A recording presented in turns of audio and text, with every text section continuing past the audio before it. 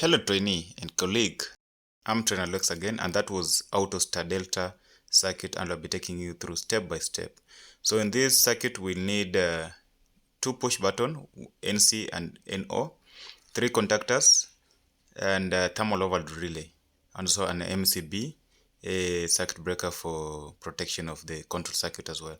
Here is the control circuit diagram, as you can see. So I'll be taking you through step by step. First, pause the video and look at the diagram so that you can understand the control circuit diagram. Then we can go ahead and start mounting. As you can see, I'm doing the installation, the connection between the power supply and the single pole circuit breaker, which will protect my circuit. And then thereafter, from the thermal overload relay to the circuit breaker, that's pin 95.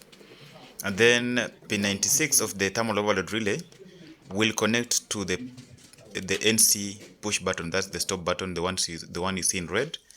So that's the pin 96 of the thermal overload relay. For this case, those are the two contacts you're going to use in the thermal overload relay. There's no other contact you're going to use. Then pin 2 of the normal closed push button, that's the stop push button, will go to pin 3 of the start push button, the one you see in green.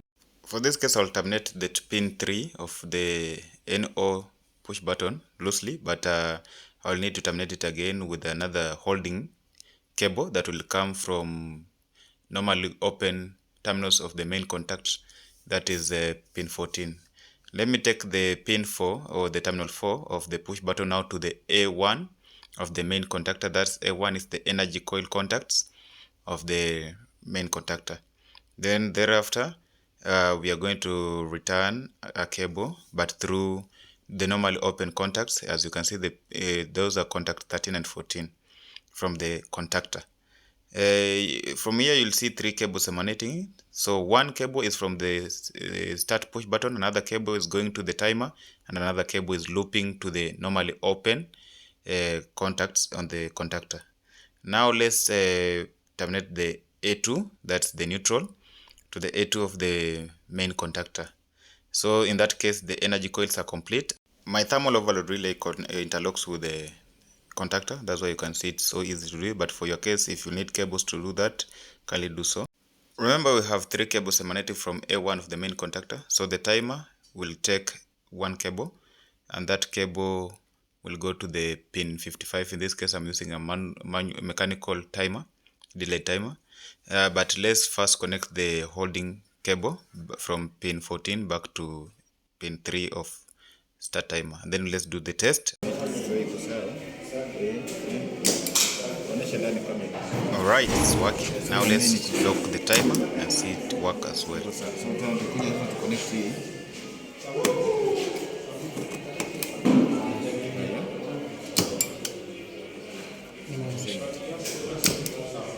You see? Nice one. Now let's do it for the timer and the remaining contactors as well. So from the normally closed of the timer, we are going to take it to the delta energy coil, but through the normally closed terminals of the star contactor. That one we call it interlocking connection. I'll tell you why we do that. So from pin 22 of the star, now we'll go to the A1 of the delta contactor. That's the contactor 2. That one's for the delta.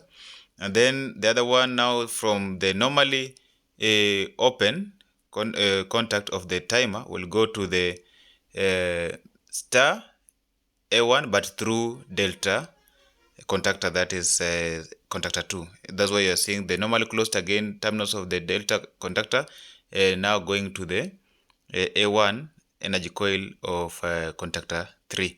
That one we call it interlocking connection. It helps to make sure that at any given point these two contactors will be on. So remember, the main contactor works adjacent with each contactor. So for the star connection, the main contactor will work with the star, and then for delta connection, the main contactor will work with the delta contactor in that manner. So we have already connected the black cable connects both A2 from main contactor to the delta and to the star. Now we are looping the energy coil that came from A1 to timer to also to the terminals of the normally open. In that manner we are done and we can test. Yeah.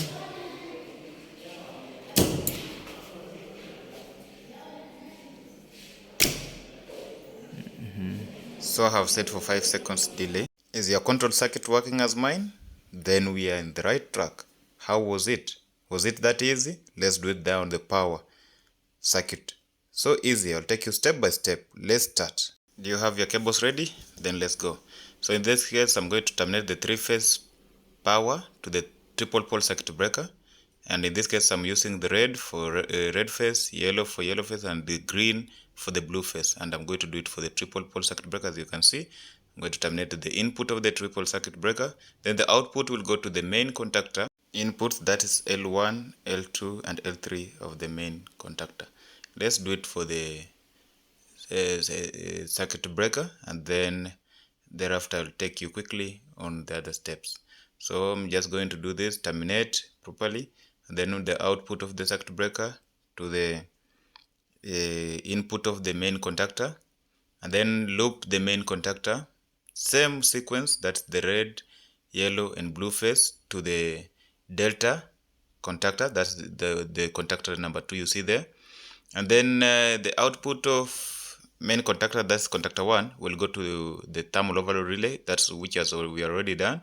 But now the output of the thermal overload relay will go to the motor terminals, that is U1, V1, and W1 in that order of sequence, that RYB, red, yellow, and blue phase. As for the star contactor, we are just going to loop the input, that L1, L2, L3 together in star, in Y form. That's why we have done it. As for the output, we are going to do the same thing. So the T1, T2, and T3, we are going to connect them in order as the RYB. That's the red, yellow, and blue phase in that order. But the output of delta and the output of the main conductor, those are the output that are going now to the motor. That's I mean the output of the thermal overload relay and the output of the delta contactor are going to the motor in that order. But now for the thermal overload relay, we are going to follow the same sequence, the RYB, that's the red, yellow, and blue phase going to U1, V1, and W1, as you can see here. But the motor I'm using here is connected already in delta.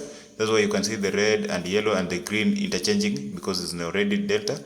So for me to cover this challenge, that's why you can see my cable flowing in that manner. But I'll make sure that the order changes to fit that to create a triangular or the delta connection. So you'll not see red getting into red and yellow getting to red to yellow, or the green getting to green for the blue phase. I'll make sure that I come up with the delta connection on the side of the output or the auxiliary motor terminals, that is the U2, W2, and V2.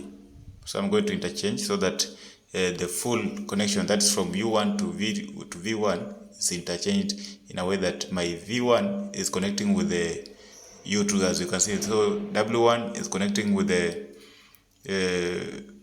V2 in that manner, and you can see V1 connecting with W2. So that's what we are going to interchange to make sure that it looks good.